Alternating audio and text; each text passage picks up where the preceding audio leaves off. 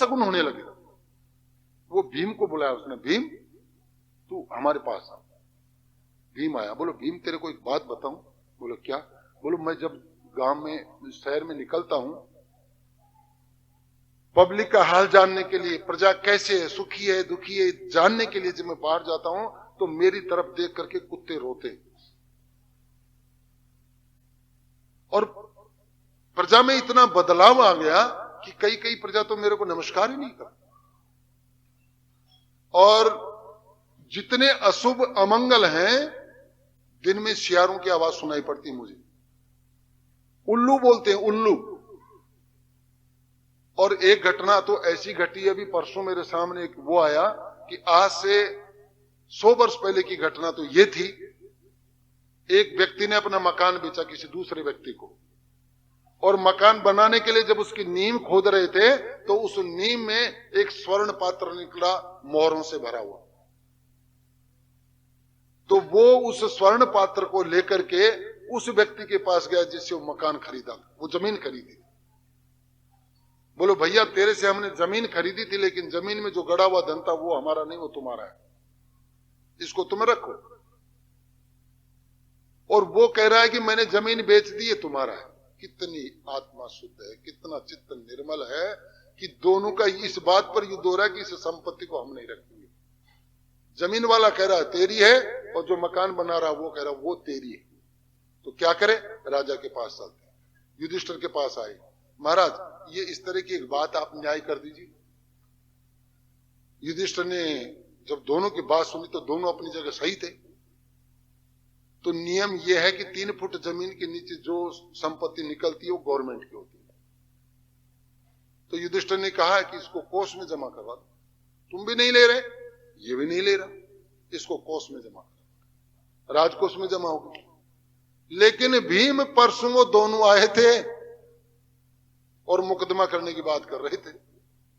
वो तो कह रहा था वो संपत्ति मेरी है, और वो कह रहा था मेरी। इसका मतलब कलयुग का प्रभाव छा गया, कलयुग आ गया। अब मैं बताओ वो संपत्ति किसको दूं? तो भीम भी कह रहा था, बोलो महाराज मैंने भी एक आश्चर्यचकित घटना देखी। क्या घटना देखी? बोलो कल मैं बाजार में गया तो रात को देख रहा था एक मकान के मैंने कोई यंत्र लटका हुआ देखा। तो मैंने लोगों से पूछा भाई ये यंत्र क्या है, ये क्या लगा रखा है? तो मुझे किसी ने बताया ये ताला है। अरे पांडवों के राज्य में मकानों में ताले लगने लग गए, इसका मतलब हमारा धर्म का राज्य समाप्त हो गया। मन खिन्न है दोनों का। और तभी महाराज दूर से उनको अर्जुन आता हुआ दिखाई दिया, जिस अर्जुन के लिए चिंतित थे। अर्जुन बहुत दिनों के बाद में द्वारिका से आ रहे हैं, बाल बिखरे हुए हैं, गांडीव धनुष लटका लटका सा है, ऊपर देख नहीं रहे, जमीन की तरफ देखते देखते आए हैं और युधिष्ठिर से लिपट करके रोने लगे, भैया हमारा सब कुछ लुट गया। लेकिन क्या हुआ? युधिष्ठिर जी पूछ रहे हैं क्या तू शरण में आए हुए व्यक्ति की रक्षा करने में असमर्थ हो गया इसलिए तेरी ये हालत है, या किसी रजस्वला स्त्री के तूने दर्शन कर लिए इसलिए तेरी ये हालत है, या किसी का कर्ज लेकर के चुका नहीं पाया इसलिए तेरी ये हालत है? लेकिन अर्जुन तो रोए ही जा भैया मैं आपको क्या बताऊं, जिनके प्रताप से, जिनकी शक्ति से हम इस एक छत्र राज किया, इस पृथ्वी के ऊपर हमने राज्य किया, 3 अश्वमेघ यज्ञ किए। मेरे वो दिन याद है जब सारे राजाओं के बीच में जिसकी कृपा से मैंने उस मछली की आंख बेंध करके द्रौपदी का स्वयंवर जीता, वो बात मुझे याद है। और भैया मुझे ये बात भी याद है, एक बार शंकर भगवान किरात वेश में मुझे रास्ते में मिल गए और मेरे से युद्ध करने लग गए। मैंने एक साधारण भील बालक समझा उसको और अपना गांडीव धनुष उठाया और उस भील बालक से युद्ध शुरू कर दिया। लेकिन जब उसकी बाण कला कौशल को मैंने देखा तो मेरी आंखें चकरा गई, मेरा गांडीव मेरे हाथ में झंझनाहट करने लग गया। मैंने उसी समय गोविंद को पुकारा, मनमोहन को पुकारा, उस जो मेरे साथ रणभूमि में मेरे रथ के सामने बागडोर के खींच के चलता था, उसको मैंने स्मरण किया कि मेरे को रण में युद्ध में जीत दिलाने वाला है वीर पुरुष, आज मेरी रक्षा कर। और न जाने मेरे अंदर कहां से वो शक्ति आई और मैंने उस भील बालक को परास्त कर दिया। और वो किरात वेशधारी शंकर उसी समय अपने असली स्वरूप में आ गए। मैंने झट से प्रणाम किया, प्रभु आप इस प्रकार से मेरी परीक्षा लेते हैं, आप प्रभु होकर के मेरे से युद्ध करते हैं। बोलो अर्जुन तेरा बड़ा नाम सुना था, बाण विद्या में तेरा कौशल का मैंने बड़ा हवा सुनी थी, आज मैं स्वयं देखने के लिए आया हूं। धन्य तेरी मां को, धन्य तेरे गुरु द्रोणाचार्य को, नमस्कार, मैं नमस्कार करता हूं। मांग। बोलो महाराज मैं आपसे क्या मांग, अगर आप दयालु हैं, आप कृपालु हैं भगवान, मेरे ऊपर आपकी कृपा दृष्टि है तो आप ही दीजिए जो कुछ देना हो। और भोले बाबा प्रसन्न हो गए, पशुपति अस्त्र दे दिया, ले बेटे इसकी काट दुनिया में कहीं नहीं है, ये पशुपति अस्त्र मैं तेरे को दे रहा हूं। जिनकी कृपा से मैंने शंकर को परास्त करके पशुपति अस्त्र ग्रहण कर लिया। भैया मुझे वो दिन याद है जब दुर्योधन की चालबाजी से हम लाक्षागृह में फंस गए, चारों तरफ अग्नि जली हुई थी और हम मरणासन्न थे, पांडव वंश वहां खत्म होने जा रहा था, लेकिन प्रभु की कृपा से देखो वहां भी छिद्र नजर आया और उस छिद्र में से हम निकल के बाहर आ गए। भैया वो परम दयालु भगवान, वो गोविंद हमें छोड़ करके चला। मेरे देखते देखते प्रवास क्षेत्र में यादव वंश आपस में लड़ करके कट करके समाप्त हो गया। मेरे देखते देखते पीपल के पेड़ के नीचे अपनी पीठ को पेड़ से लगा करके अपने पैरों के ऊपर पैर रख करके उस बालिया भील को बदला देने के लिए प्रभु ने अपना चरण उसके सामने कर दिया और बालिया भील ने बाण मारा है और बाण आकर के मेरे गोविंद के चरणों में लगा है और मेरे सामने देख के ठाकुर ने अपना शरीर छोड़। भैया जिसकी कृपा के सामने मैं आपको क्या कहूं, हमारे पग पग पर जिस ठाकुर ने हमारी रक्षा की वो मेरे देखते देखते शरीर छोड़ कर चला गया। आज हम लाचार, ऐसा है आज इस दुनिया में हमारा कोई नहीं। और सत्य में जिसने प्रभु की शरण ग्रहण नहीं की, जिसने प्रभु का आश्रय ग्रहण नहीं किया, उसका इस संसार में कोई नहीं। और युधिष्ठिर ने जब ये बात सुनी उसी समय परीक्षित को बुलाया और अर्जुन को कहा कि इस बेटे को राज सिंहासन पर बैठाओ, हमारे हाथ से इसको राज तिलक करेंगे। और उस पांडव वंश के एकमात्र चिराग को राज सिंहासन पर बैठा युधिष्ठिर ने अपने हाथ से तिलक किया है। द्रौपदी से तो वो दृश्य देखा ही नहीं, वापस घूम गई।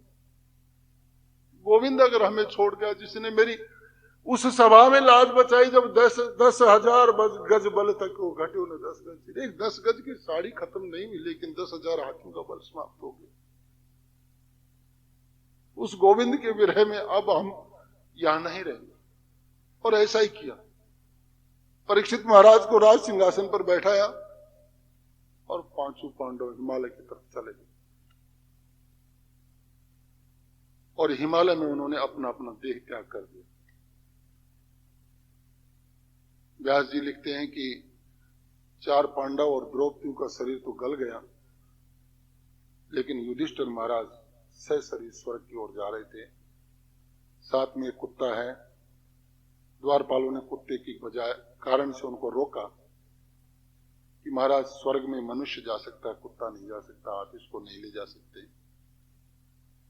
ये युधिष्ठिर जी की धर्म की परीक्षा थी। जिसने मेरा रास्ते में साथ दिया है, मेरे साथ साथ आया है, उसको मैं कैसे छोड़ दूं? ये क्षत्रिय का धर्म है, जिसने साथ निभाया उसका साथ छोड़ा नहीं जा सकता। लेकिन महाराज स्वर्ग में तो कुत्ता जा भी नहीं सकता, तो अगर कुत्ता नहीं जाएगा तो हम भी स्वर्ग में नहीं जाएंगे। द्वारपाल दौड़ करके यमराज के पास गए, महाराज ये बात है। धर्मराज के पास गए, यमराज के पास नहीं, धर्मराज के पास।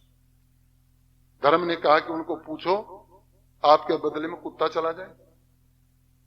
युधिष्ठिर जी ने कहा ठीक, स्वीकार।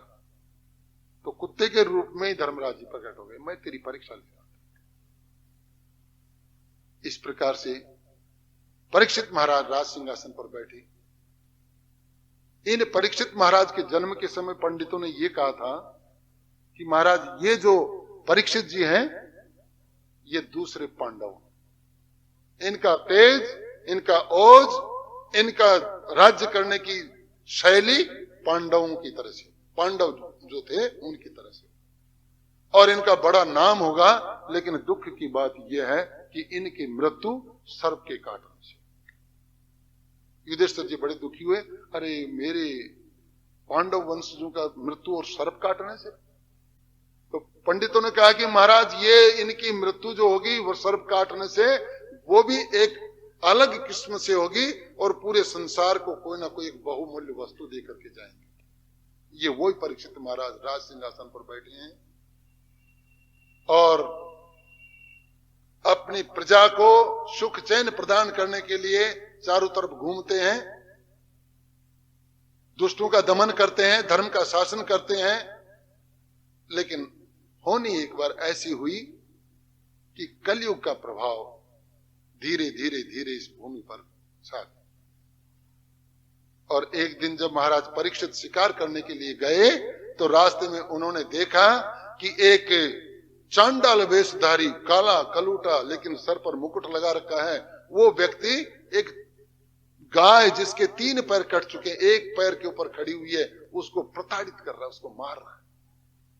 और उसी समय परीक्षित महाराज वहां आए हैं और उन्होंने दुष्ट को दमन करने के लिए अपना जो ही धनुष बाण उठाया और धनुष बाण के डर से उसने अपना मुकुट उतार दिया और वो वस्त्र उतार दिए और परीक्षित महाराज के चरणों में पड़ गए। महाराज दया की भिक्षा, मार मत देना। क्यों? बोलो मैं तो कली हूं, गोविंद की आज्ञा से, ब्रह्मा जी की आज्ञा से मेरा समय बदलता रहता है। द्वापर चला गया, अब कलयुग आ गया, अब मैं मेरे इस पहरे में तो मैं इस पृथ्वी पर आऊं, लेकिन मेरे पांडवों के वंशजों के देखते देखते तुम इस प्रकार का अत्याचार करोगे। बोलो महाराज मैं कर क्या सकता, मेरे को ऐसा कोई स्थान बता दो जहां मैं रह जाऊं, किसी को परेशान नहीं करूंगा। तो देखो परीक्षित जी स्थान बता रहे, ये भागवत सुनने का ये फल है। घर में जाना, आप लोगों को तो समय मिला, घर वालों को समय नहीं मिला, उनको बताना आके आज पंडित जी ने ये कहा, महाराज ने ये कहा। जो जुआ खेलता है वहां कलयुग का वास होता है, इसलिए कभी किसी को जुआ नहीं खेलना चाहिए, शर्त नहीं लगानी चाहिए, जुआ नहीं खेलना चाहिए। दूध कीड़ा जिसको बोलते हैं, शराब पीने वालों के घर में कलयुग का वास होता है। पर स्त्रियों की तरफ जो गमन करते हैं, जो कुदृष्टि डालते हैं, उनके यहां पर कलयुग का वास होता है। इतनी जगह में रह लो। कलयुग ने कहा महाराज ये तो जगह थोड़ी रहेगी, थोड़ी सी इसको और बढ़ाओ।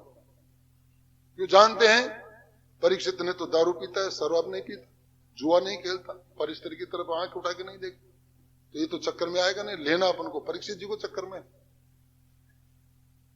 एक जगह और बताई, स्वर्ण में, ये जो सोना है इसमें कलयुग का वास, युद्ध करवा देता है सोना भी।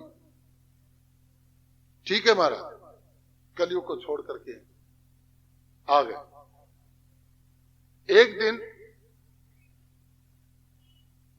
जरासंध का वध करके जब लाए थे, उनका मुकुट भीम लेके आया था। कृष्ण ने मना किया था इसका मुकुट मत लेके चलिए, राक्षस है, राक्षस का मुकुट कभी भी अनर्थ कर सकता। मतलब अन्यायी पुरुष की वस्तु साधु को भी नहीं लेनी चाहिए, गृहस्थी को तो क्या साधु को भी नहीं, क्योंकि वो उसमें उसके भाव होते हैं और वो कभी भी प्रभावी हो सकते हैं, कभी भी प्रभाव डाल सकते हैं। तो जरासंध को जब मारा ना, तो जरासंध का वो मुकुट भीम को पसंद आ गया। भीम उस मुकुट को लेकर के आया। कृष्ण ने मना भी किया, तुम मत ले चल। तो जो अपने गुरु का आदेश नहीं मानता, संतों का आदेश नहीं मानता, उनको कष्ट उठाना पड़ता है, और वो कष्ट उठाया आज परीक्षित है। परीक्षित वो ही मुकुट लगा करके और जंगल में घूमने, वो शिकार खेलने के लिए गए।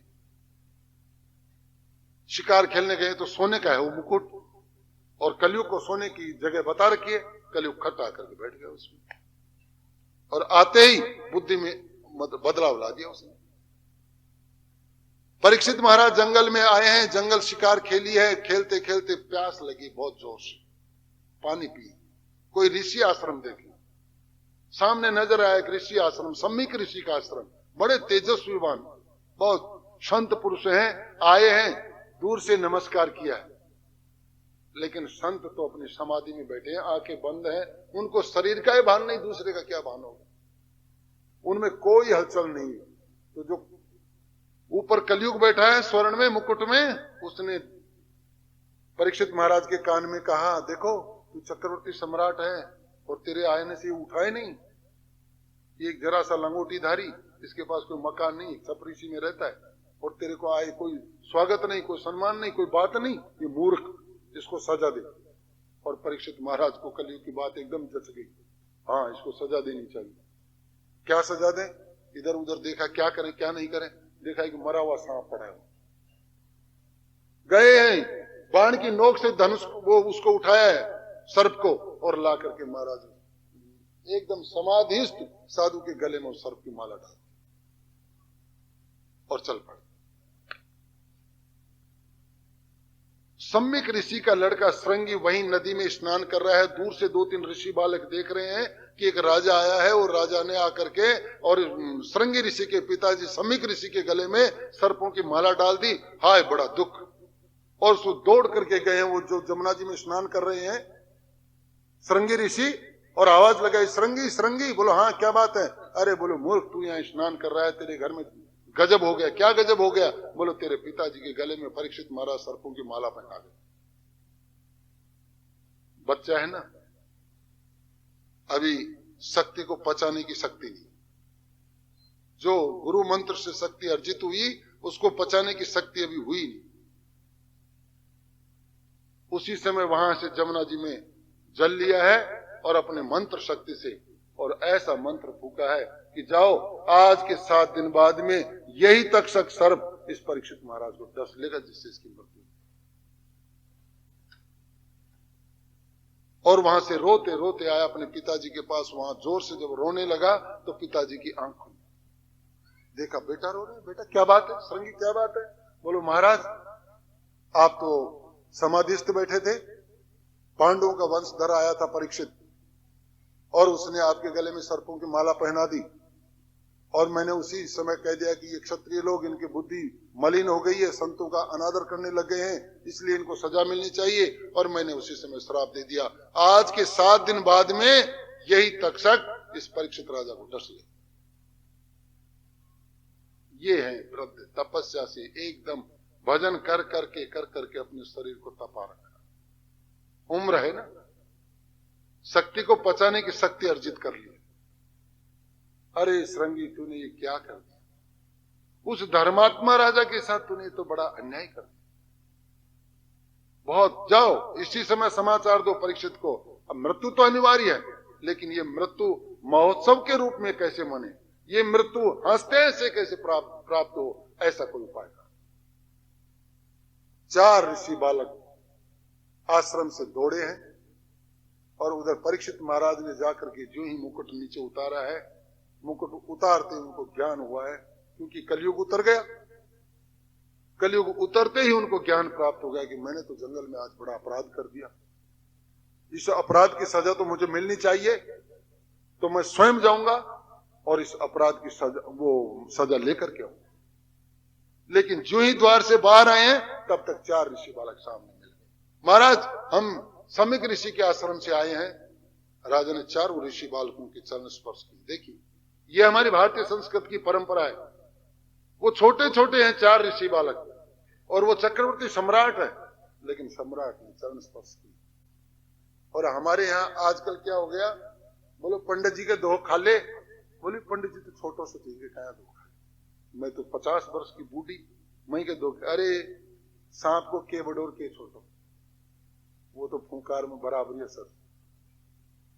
इसलिए कोई भी संत छोटा मिले बड़ा मिले कैसा मिले, नमस्कार करो, प्रणाम करो, धन्यवाद।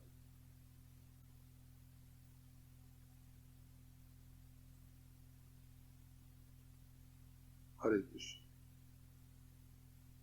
गोविंद जय जय गोपाल जय जय, गोविंद जय जय गोपाल जय जय, गोविंद जय जय गोपाल जय जय, गोविंद जय जय गोपाल जय जय, गोविंद जय जय गोपाल जय जय, गोविंद जय जय राधा रमण हरि गोविंद जय जय राधा रमण हरि गोविंद जय जय गोविंद जय जय गोपाल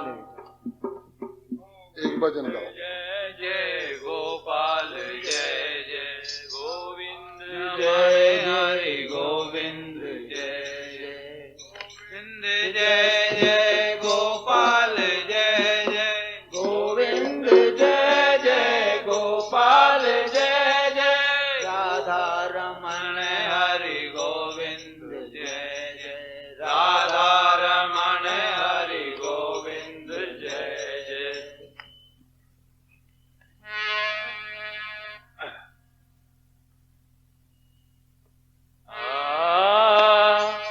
अरे बाज दौड़ कर आओ मेरे मोहन बाज दौड़ कर आओ मेरे मोहन द्रुपद दुशासन गिरे इस कौरव दल बाज दौड़ कर आओ मेरे मोहन बाज दौड़ कर आओ मेरे मोहन दुष्ट दुशासन गिरी रे इस कौरव दल में दुष्ट दुशासन गिरी रे इस कौरव दल में दुष्ट दुशासन गिरी रे इस कौरव दल में दौड़ कर आओ मेरे मोहन भाग दौड़ कर आओ मेरे मोहन द्रौपदी पुकार रही है अपने ठाकुर जी को।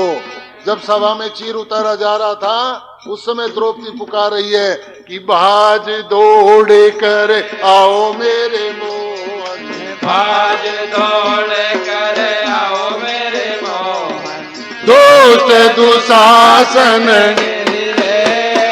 इस कौरव दल में ओ दुष्ट दुशासन गिरी रे इस कौरव दल में द्रुपद सुता दोस्तों ने घेरी द्रुपद सुता दोस्तों ने घेरी जल्दी करो अब करो न देरी जल्दी करो अब करो न देरी जल्दी करो अब करो न देरी जल्दी करो अब करो न देरी ओ मैं तेरी ही तेरी रे अब तो ही बचावे मैं तेरी ही तेरी रे इस कौरव दल में बाज दौड़ कर आओ मेरे मोहन बाज दौड़ कर आओ मेरे मोहन दोष दुशासन गिरी रे इस कौरव दल में दुष्ट दुशासन गिरी रे इस कौरव दल में जन्म जन्म की मैं तेरी दासी जन्म जन्म की मैं तेरी दासी जन्म जन्म की मैं तेरी दासी जन्म जन्म की मैं तेरी दासी फिर भी मोहन मेरी आसी फिर भी मोहन मेरी आसी मैं मेरे अब फांसी रे अब तू ही बचावे मैं तेरी दासी रे अब ए बाज दौड़ कर आओ मेरे मोहन बाज दौड़ कर आओ मेरे मोहन दुष्ट दुशासन गिरी रे इस कौरव दल में गोविंद खुद को रोक न पायो गोविंद खुद को रोक न पायो ओ सभा बीच में चीर बढ़ायो सभा भरी में चीर बढ़ायो ए दामोदर कथ गावे रे इस सौरव दल तालियां। में दामोदर गावे रे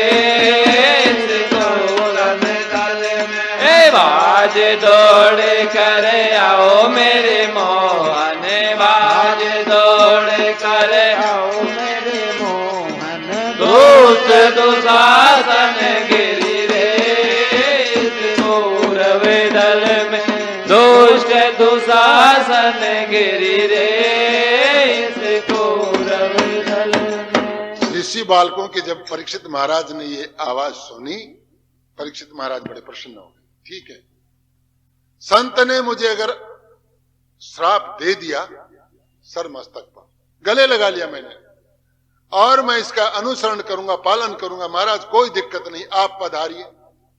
चरण प्रक्षालन किया है, खाना खिलाया, भेंट पूली दी है और देकर के संतों को विदा किया है। और परीक्षित महाराज ने उसी समय अपने पुत्र जन्मेजय को बुलाया है और जन्मेजय को राज सिंहासन पर बैठा करके राज तिलक करके और एकदम से भगवान का नाम लेकर के गंगा के किनारे आकर के बैठ गए और अपने मनोयोग से, आत्मबल से सब ऋषियों को याद किया है कि हे ऋषियों, तुम लोगों ने मेरे पिताजी का हर समय साथ दिया है, मेरे पांडव वंश का साथ दिया है। आज उसी पांडव वंश का एक पुत्र आज संकट में है, आप लोग मेरे यहाँ पधारिए और मेरा किस प्रकार से कल्याण हो वो उपाय मुझे बताइए।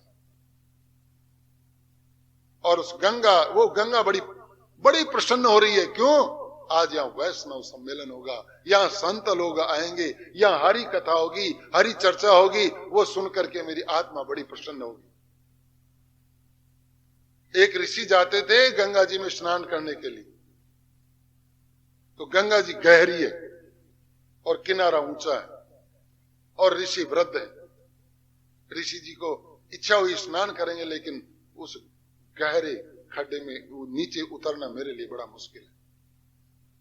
तो वहीं पर बैठ गए और बैठ करके गंगा मैया को हाथ जोड़ करके और स्तुति करने लगे। एक श्लोक बोलते हैं और गंगा मैया एक सीढ़ी ऊपर चढ़, दूसरा श्लोक 2 सीढ़ी, और संत ने 25 श्लोक बोले तो गंगा मैया 25 सीढ़ियां चढ़ करके आ गई और संत के एकदम चरण प्रक्षालन कर।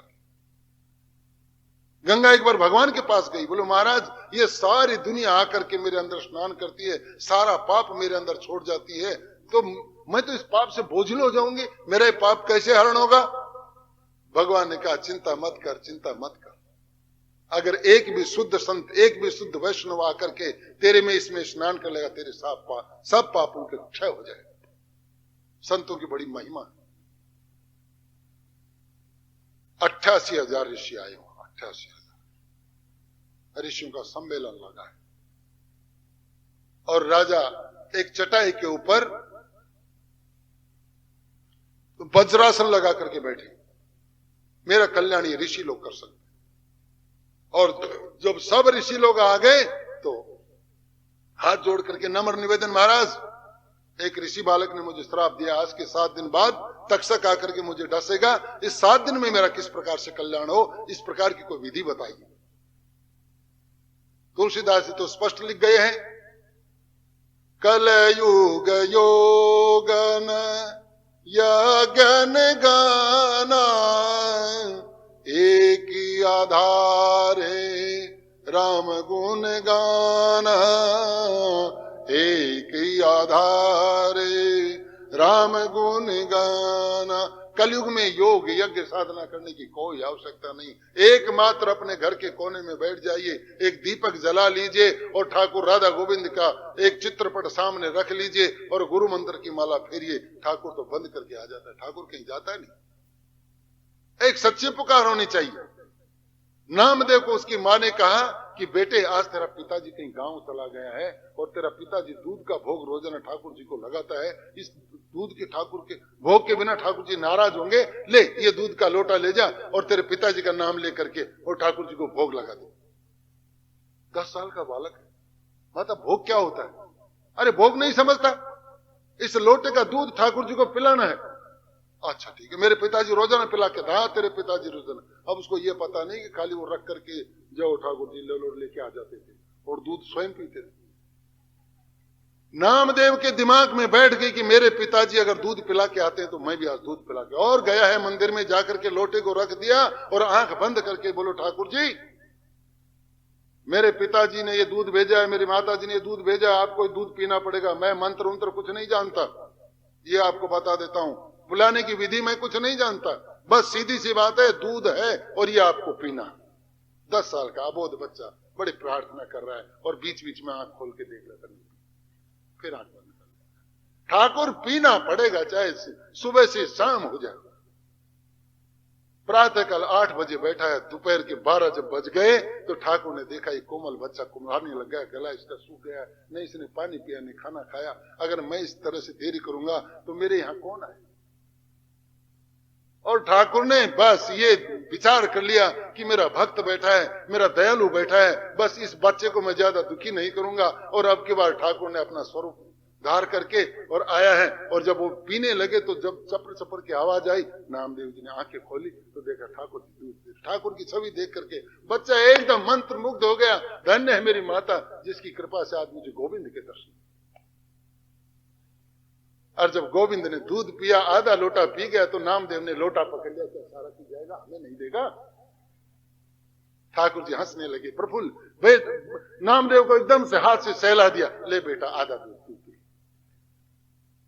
इस प्रकार के गोविंद को अगर हम लोग भजन नहीं करें, इस तरह की चरण स्पर्श नहीं करें, अपने आप को उनके सामने समर्पित नहीं करेंगे तो हम दुर्भाग्य। ठाकुर तो दयालु है लेकिन हम दुर्भाग्य हैं। हम झुकना नहीं जानते, गुरु की शरण में जाना नहीं चाहते, गुरु मंत्र लेना नहीं जानते, और ले लेते हैं तो उसका भजन करना नहीं चाहते। 88,000 ऋषियों के सामने यही प्रार्थना की कि महाराज मेरा किस प्रकार से कल्याण हो, ऐसा कोई विधान बताइए। कह रहे हैं यत फलम नास्ति तपसा नहीं योगेन समाधिना। ऋषि कह रहे हैं कि हमने तो भैया इस श्रीमद् भागवत में एक बात समझ में जो गांठ जो हमने पल्ले बांध ली, वो बात यह है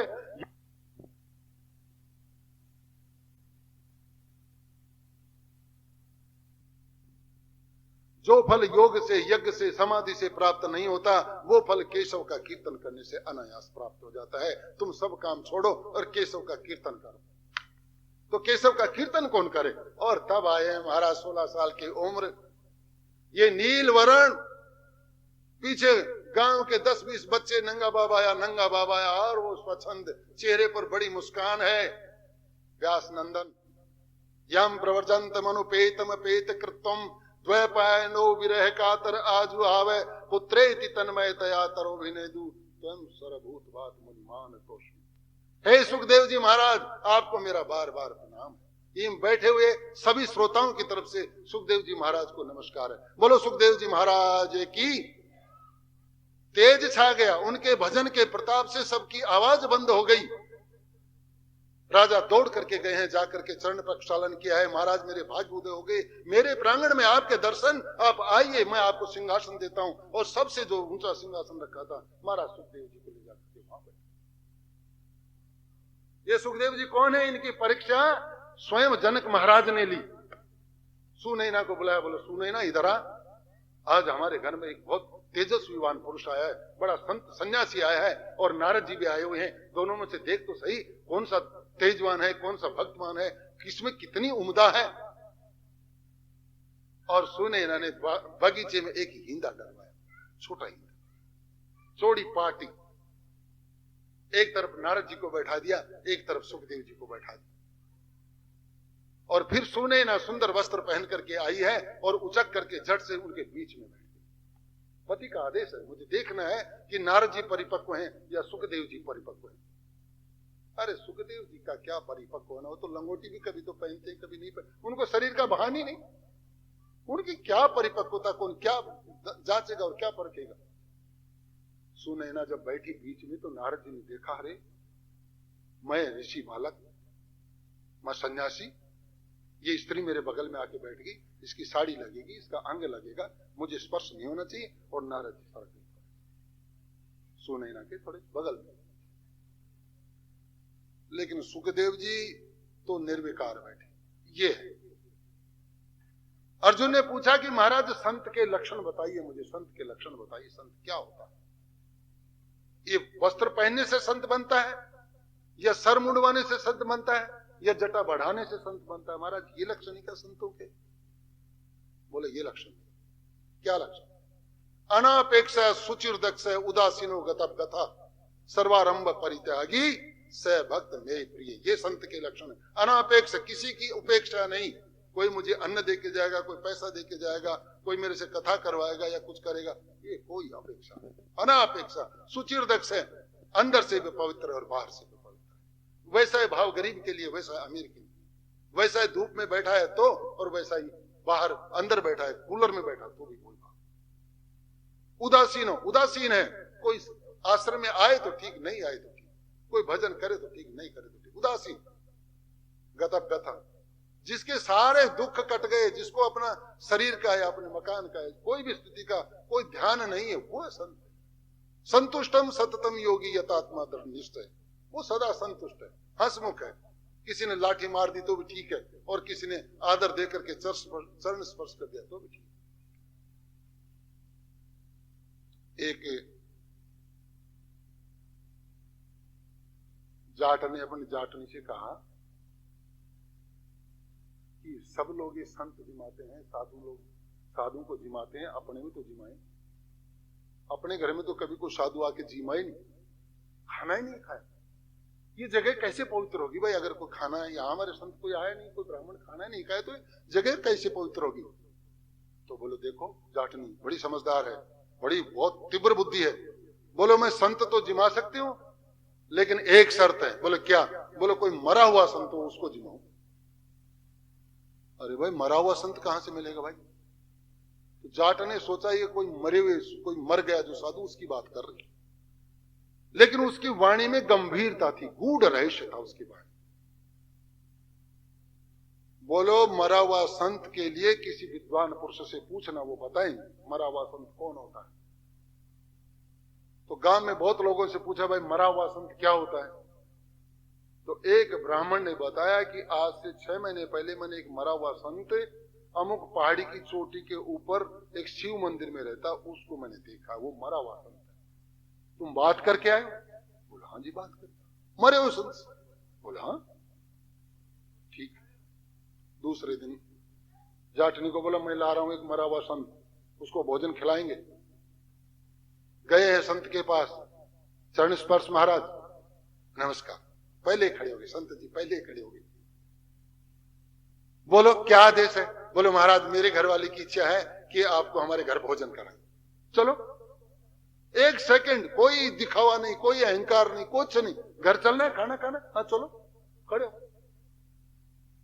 ला करके जो बाहर बैठक थी उस बैठक में संत को बैठाया है, और अंदर गया, जाटनी को कहा कि देख मैं संत ले आया हूं, इसको खाना खिलाना, तू इसकी परीक्षा कर ले, मरा हुआ है ना जिंदा है।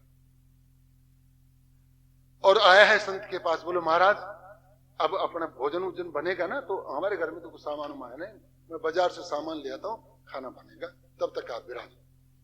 ठीक, वो चले गए। जाटनी अंदर से आई है, हाँ भाई बाबा कैसे आए हम? बोलो तेरे कौन घर वाला था ना, कौन था वो लेके आया। बोलो किस लिए लेके आया? बोलो तेरे को भोजन, बोलो मेरे को भोजन कराएगा।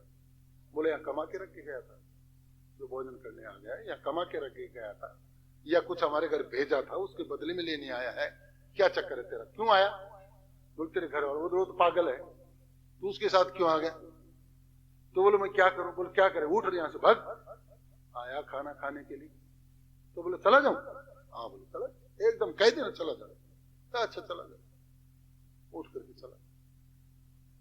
जब आधे रास्ते में आया तो उधर से जाट वो सामान लेकर के आ। अरे बोले महाराज कहाँ चल दिए? मैं आपको घर बैठा के आया आपका। अरे बोले यार वो तेरे जो घरवाली थी ना, वो कह रही हम खाना नहीं खिलाएंगे। अरे वो घरवाली तो ऐसे है, उसका दिमाग ठीक नहीं। अरे वो कहती तेरा दिमाग ठीक नहीं, तू कहता उसका दिमाग, तुम्हारे घर में भाई क्या हमारे को समझ में नहीं आई, तो मैं क्या करूं, मेरे को बताओ। बोले महाराज आप घर चलो, आपको खाना खिलाएंगे, आपको आप आज चिंता मत करो। तो बोले चलो, बोला हाँ चलो।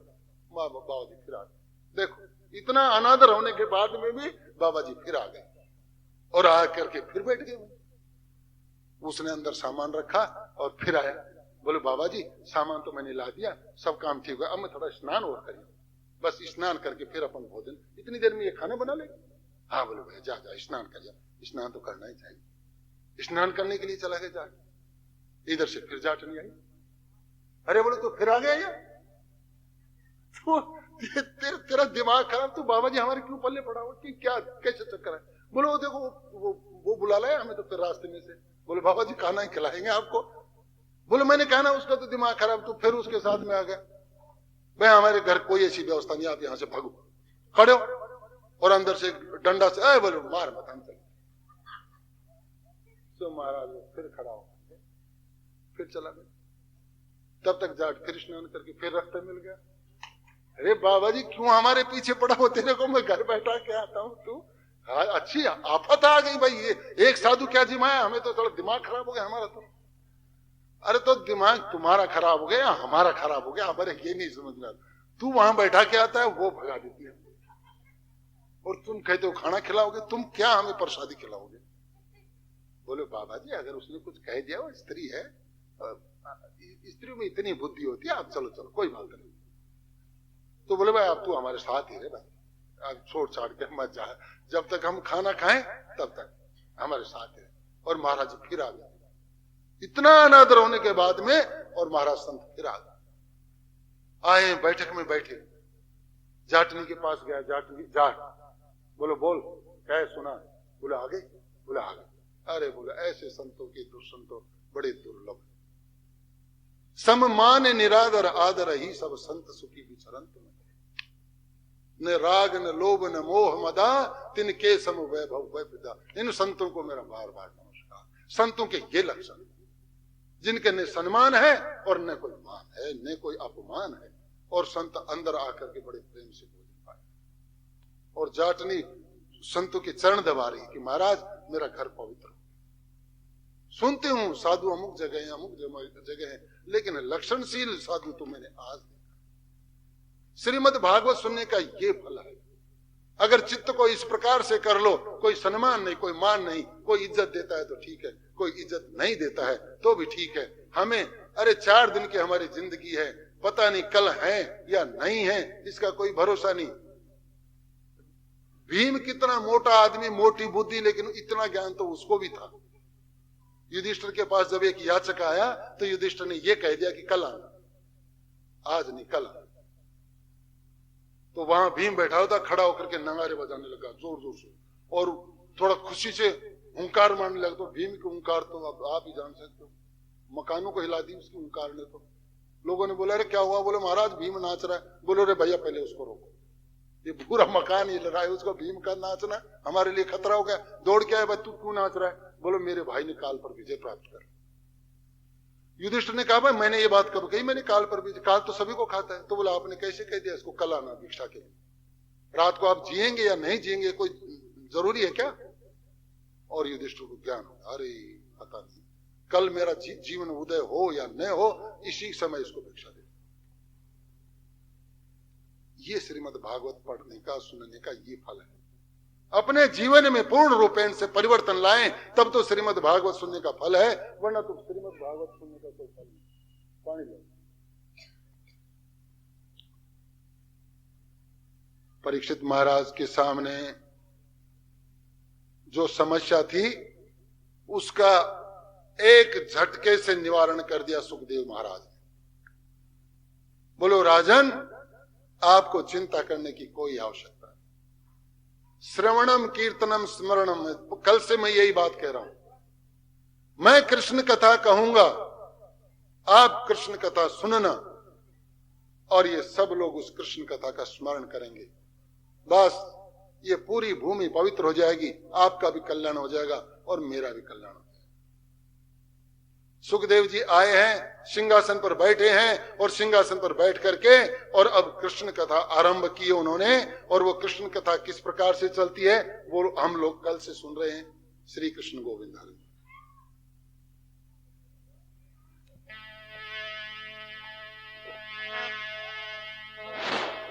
श्री कृष्ण गोविंद हरे मुरारी, हे नाथ नारायण वासुदेवा। श्री कृष्ण गोविंद हरे मुरारी, हे नाथ नारायण वासुदेवा।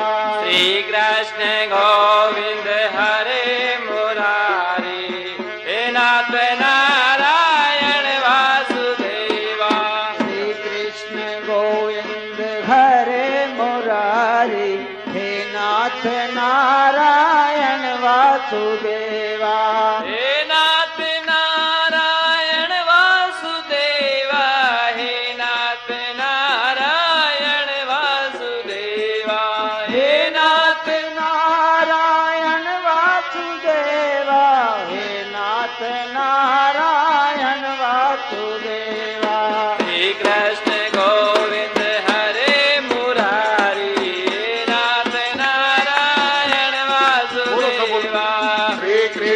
तालियां। गोविंद हरे मुरारी हे नाथ नारायण वासुदेवा।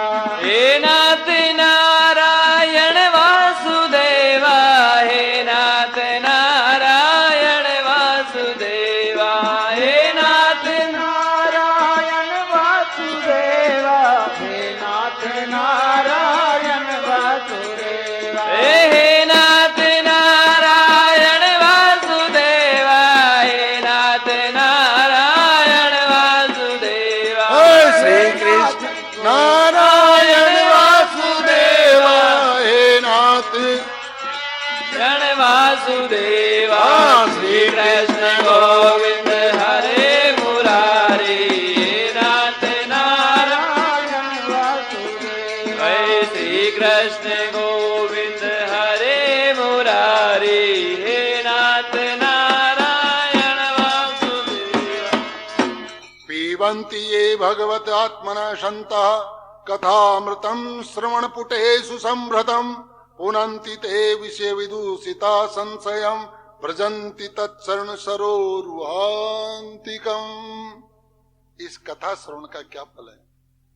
श्रवण करने वाले दूषित जीवन को पवित्र कर देती है ये कथा। जो व्यक्ति इस कथा को सुनता है उसके जीवन को पवित्र कर देती है और स्वयं राधा गोविंद जी आकर के उस हृदय में विराज जाते हैं। ये जो कथा है ये भगवान का साक्षात स्वरूप है और ये जितने लोक हैं वो भी भगवान के ही साक्षात स्वरूप है। जो पाताल लोक है वो भगवान के तलवे है। यहां से भगवान का श्री अंग शुरू हुआ। तलवे, शुरू में तलवे, ये भगवान के पाताल लोक से तलवे बने। और सूतल लोक भगवान के घुटने हैं। रसातल लोक भगवान की एड़ियां और पंजे हैं। अतल लोक भगवान की जांघें हैं। महितल कटी प्रदेश है। बाह्य अंतरिक्ष नाभि है। स्वर्ग भगवान की छाती है। महरलोक गर्दन है। जनलोक मुख है। तपलोक मस्तक है। सत्यलोक भगवान का सिर है। इसका क्या मतलब? इसका मतलब यह है कि इस पूरे सृष्टि में, इस ब्रह्मांड में जर्रे जर्रे में भगवान समाया है। बहुनाम जन्मना वंते ज्ञानवान प्रपद्यते वासुदेव सर्वमिति स्वयमात्मा सुदुर्लभ है।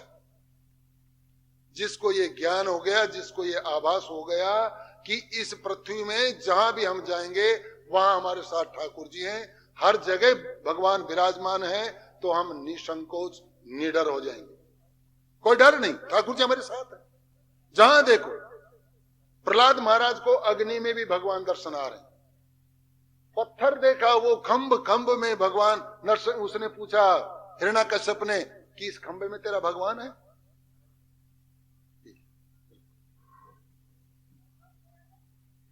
तो वो प्रहलाद महाराज कह रहे हैं, अरे पिताजी आपको मैं क्या बताऊं, तो में और मोह में और खंभ में और खड़ग में हूं भगवान।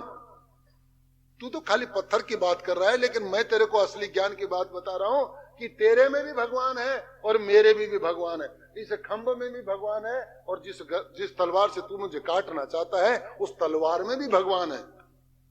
और मोहे दिखे, मेरे को तो दिखता है लेकिन तोहे दिखे नहीं। तेरे को क्यों नहीं दिखता? बिना जपे हरि नाम। और भगवान नहीं जपेंगे तो तुम्हें भगवान कैसे नजर आएंगे? और शास्त्र कानून तो यहां तक कह दिया है, जिसने नर्तन पाए कर भजन हरि कर पाप। ये मनुष्य शरीर तो प्राप्त कर लिया, भगवान को भजा नहीं और पाप करता रहा। तो उनके घर वालों को संत क्या कहता है?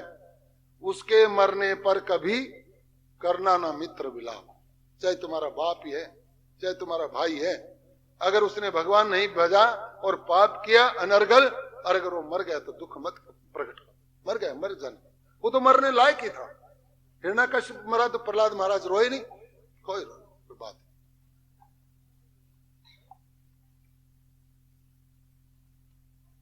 भगवान की सृष्टि करने की इच्छा हुई और सृष्टि करने की इच्छा के साथ साथ भगवान के नाभि से एक कमल प्रकट हुआ और कमल प्रकट हुआ तो कमल में भगवान की इच्छा से ब्रह्मा जी की उत्पत्ति हुई।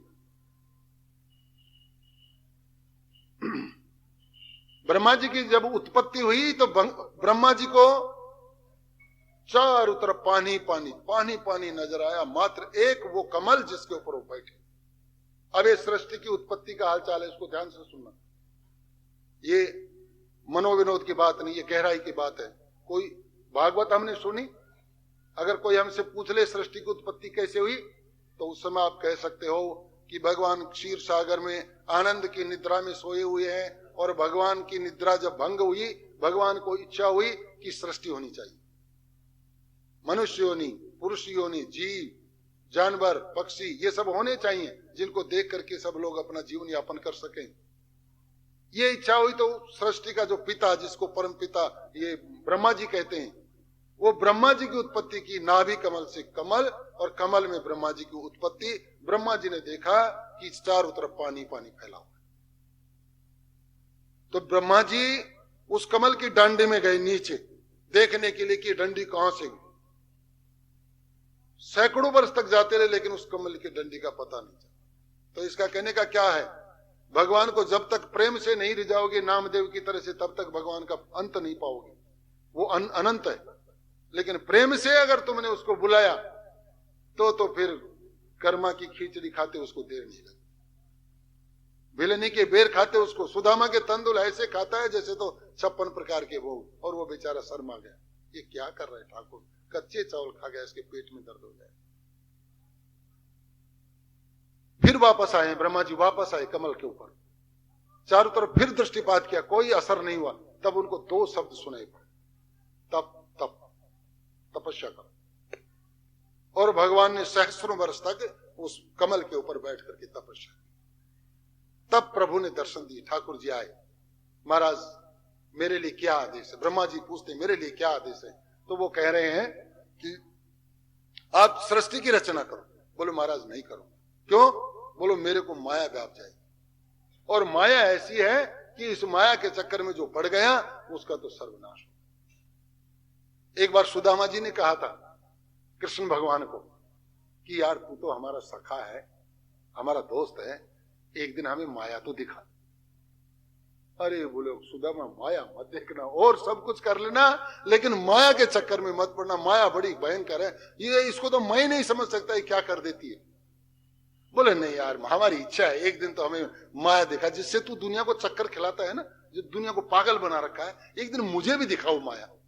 तो ले तेरी अगर इच्छा है तो चलो ले आज समुद्र स्नान करके आते। ठाकुर सुदामा जी को लेकर के समुद्र के किनारे आए हैं, और सुदामा को कहा ले समुद्र में स्नान कर ले। और सुदामा गया, जा करके कटी प्रदेश तक जब जल आया तो वहां पर सुदामा ने गोता लगाया, और गोता लगाते ही ठाकुर ने अपनी लीला शुरू कर दी। सुदामा को लगा कि मैं एक नदी में बहता हुआ जा रहा हूं, अब मरा, मुंह में पानी, ये नाकों में पानी, आंखों में पानी, मरा अब मरा। तब तक जाके किनारे पर लगा, किनारा शहर का किनारा। सुदामा ने देखा कि मैं बड़े अच्छे सुंदर शहर में आ गया, और सुंदर सड़कें हैं। अब सुदामा का प्राण बच गए उस नदी से, तो चलो ये बढ़िया है। अब वो सड़क के ऊपर चलने लगे। सड़क पर जब आगे चल रहे हैं, सुदामा ने देखा बड़े सुंदर वस्त्र हैं, शरीर पर बहुत सुंदर वस्त्र। उधर से एक हाथी आ रहा है, और हाथी के गले सूंड में एक माला है, और वो सीधा सुदामा के पास आया, सुदामा के गले में माला डाली है, और लोगों ने करतल ध्वनि से बड़ा स्वागत किया, धन्य है, और सुदामा को उठा करके हाथी के ऊपर बैठा दिया। सुदामा बोले भाई क्या है, हमें बताओ भाई क्या बात है। अरे बोलो महाराज तुम्हें इस नगरी का राजा बना दिया। हमारे यहाँ का नियम है कि जो राजा, जब राजा मर जाता है तो दूसरा राजा उसी को बनाते, जिसके गले में हाथी माला डाल देता है। तू भाग्यशाली है, तू बड़ा तेजस्वीवान पुरुष है, तेरे गले में इसने माला डाल दी, चल तेरे को राजा बना देते हैं। और सुदामा देखा रे बड़ा आनंद हो गया, बिना प्रयास के राजा बन गया।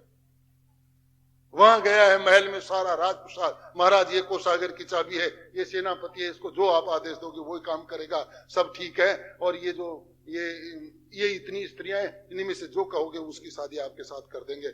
सुदामा देखा भाई ये तो भाई बड़ा ठाट का काम हो गया, एक स्त्री के तो ये हमारी स्त्री होगी, चलो जी शादी करवा दो, शादी करवा दो। और सुदामा जी बड़े आनंद से अपना जीवन यापन कर रहे हैं, सुंदर स्त्री, राज वैभव सब कुछ। लेकिन एक दिन ऐसी दुर्घटना घटी, महाराज अचानक वो रानी गुजर गई। रानी गुजर गई, सुदामा जी निश्चिंत, अरे एक गुजर गई क्या बहुत है, और दूसरी शादी कर लेंगे। लेकिन आंख उस समय खुली जब वहां दो संगाती बनाई जा रही। अरे रानी एक मरी, तुम संगाती दो आदमी किसको लेके जाओगे भाई, एक दूसरा कौन। तो मंत्री आया, बोले महाराज एक आपको ले जाएंगे। अरे मैं जिंदा आदमी, मेरे को जलाओगे तुम लोग। बोलो महाराज यहाँ का यही नियम है कि जब रानी गुजरती है ना, उसके साथ में राजा को भी जला देते हैं। सुदामा रोने लगा, भाई ये गलत नियम है तुम्हारा। अच्छा उस दिन नियम अच्छा लगा, हाथी ने माला पहना दी, राजा बन गए, खुशी हो गए। अब जब मरने की बारी आई तो अब रोने लगा, हे भगवान अब तो बड़ा संकट। और जब खूब दुखी हो गया, एकदम चिता की तरफ जा रहे हैं धीरे धीरे धीरे, तो चिता पर लेटा लेटा रो रहा बहुत जोर से। अरे ये तो बहुत बुरा हुआ। और जब रोते रोते बाहर निकला समुद्र से, तो कृष्ण भगवान सामने बैठे हैं और सुदामा रोता रहता है। अरे क्या हुआ सुदामा। तो सुदामा ने देखा, अरे बोले बरु ये थी तुम्हारी माया। बोले तूने तो कहा माया के दर्शन करा दिए। अरे ये ऐसी माया, तो बोले यही तो माया है, ये भ्रमित कर देती है, होता कुछ भी नहीं लेकिन सब लगता सब कुछ। ऐसी प्रभु की माया से बचने के लिए माया मेताम तरंती थे। देवी ऐसा गुणमयी मम माया दुरत्या मामेव ए प्रपदंते माया मेताम तरंती थे। ये जो त्रिगुणी माया है, रजोगुण सतोगुण तमोगुण, इस तीनों माया से ऊपर उठने के लिए एकमात्र गोविंद की शरण में जाना पड़ेगा। जिसने ठाकुर की शरण ग्रहण कर ली उसका कल्याण निश्चित, उसका माया कुछ नहीं बिगाड़ सकती। वो मायापति है, मायापति के सामने उसकी पत्नी कैसे जोर चलाएगी। इसलिए अगर इस माया से बचना है तो अपने गुरु मंत्र का जितने ज्यादा से ज्यादा हो उतना जप कर, तुम्हारा निश्चित कल्याण। तो ब्रह्मा जी भी कहा कि माया, महाराज मैं जब सृष्टि की रचना करूंगा तो माया मुझे पकड़ लेगी, तो मैं रचना कैसे करूंगा, मैं तो खुद प्रभावी हो जाऊंगा माया से। तो भगवान ने वरदान दिया कि जाओ तुम कितनी भी सृष्टि रचो लेकिन तुम्हारे ऊपर माया का कोई असर नहीं। अब भगवान का आदेश पा करके और ब्रह्मा जी सृष्टि रचने की कल्पना करते हैं। लेकिन इधर एक और दूसरी घटना क्या है कि जो विदुर जी आए हैं अपने घर से चल करके तीर्थाटन करने के लिए, तो तीर्थाटन करते करते वो जमुना जी के किनारे, मथुरा के सामने जो जमुना जी का किनारा है, वहां पर एकदम सन्यासी के वेश में फटे हुए वस्त्र हैं और सारे तीर्थ करके वहां पर आज विश्राम कर रहे हैं, स्मरण कर रहे हैं अपने गोविंद का कि यहां पर ठाकुर जी ने लीला की थी। लेकिन यहां से द्वारका चलेगा, अब मैं यहां से द्वारका ही चलूंगा, ये विचार कर रहे थे। लेकिन सुबह कुछ 4:30-5 बजे का समय हुआ और देखा उन्होंने दूर से एक व्यक्ति आ रहा है और वो व्यक्ति, उनको ऐसा लगा कि इस व्यक्ति को मैंने कहीं देखा है। जब वो धीरे धीरे और निकट आया, ओ विदुर ने देखा, राम राम ये तो उद्धव है, वो उद्धव जिन्होंने कृष्ण का सानिध्य प्राप्त किया। उस उद्धव को तो कृष्ण भगवान बड़ा प्रेम करते हैं, ये उद्धव यहां कैसे।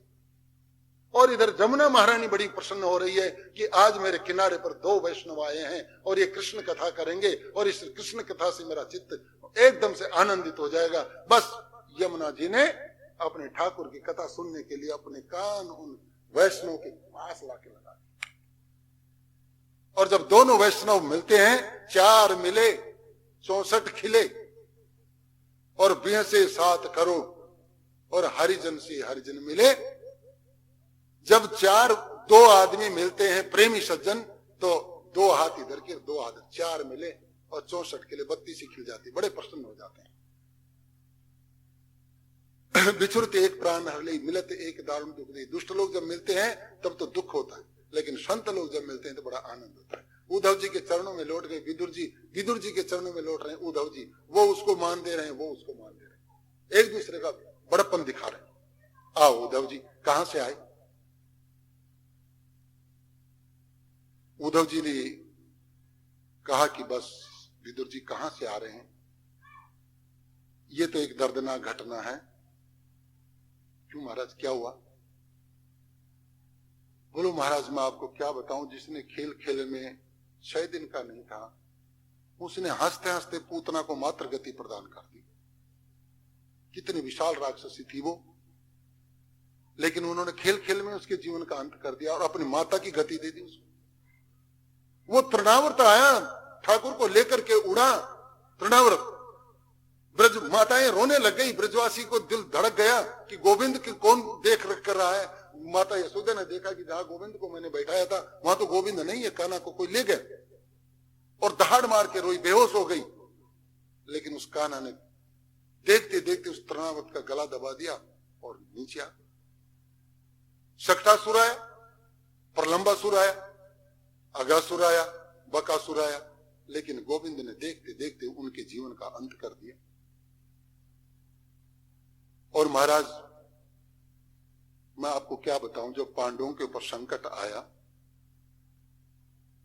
एक भी राजा पांडवों की मदद में नहीं आया। दुर्योधन के डर से, कर्ण के डर से, दुशासन की 10,000 हाथियों के बल को देख करके सब लोग राजा डर गए। लेकिन मेरे गोविंद ने उस समय पांडवों का बड़ा साथ दिया। और महाराज मैं जो ज्ञानी पुरुष था, तत्व का ज्ञान रखता था, प्रेम मेरे दिल में नहीं था। मैं ठाकुर को जानता था, ठाकुर के रहस्य को जानता था, लेकिन ठाकुर के पास कभी नहीं बैठा। ठाकुर के साथ किस प्रकार से सानंद प्राप्त किया जाए, गुरु का किस प्रकार से साथ रह करके ज्ञान अर्जित किया जाए, किस प्रकार प्रेम हो, ये बात मेरे को भी पता नहीं था। मैं ज्ञानी उद्धव था, ज्ञानी, भक्त उद्धव नहीं था, मैं ज्ञानी था। और मेरे इस ज्ञान के अहंकार को तोड़ने के लिए ठाकुर ने मुझे बहाना बना करके कि जाओ मेरी माता से मिलकर के आओ, मेरे गोपियों से मिलकर आओ, मेरे उन ग्वाल बालों से मिलकर के आओ, मेरी उन गायों से मिलकर के आओ जो विरह में रो रही। और महाराज मैं मथुरा से चला और मेरा रथ जब गोकुल में पहुंचा तो मेरे रथ को और मेरे पहनावे को देख करके हजार हजार गोपियां और ग्वाल बाल दौड़ करके आए कि कहीं हमारा गोविंद तो नहीं आ गए। जिस गोविंद के विरह में हम दिन रात आंखें बहाती हैं, लगता है इसी रथ पे हमारा गोविंद गया था, वो इसी रथ से शायद आ गया। अपना घर का काम काज छोड़ करके गोपियां दौड़ी हैं। लेकिन महाराज जब वो गोपियां मेरे से मिली और उनकी आंखों का जो मैंने स्वरूप देखा, मैं उनकी तरफ देख नहीं सका। उनकी निराशा मेरे हृदय में चाक कर गई। गोपियों ने पूछा हमारा कन्हैया कैसा? अरे उस कन्हैया ने जाने के बाद में एक पत्र तक नहीं दिया। हम उसके विरह में यहाँ किस प्रकार से रह रही है, एक समाचार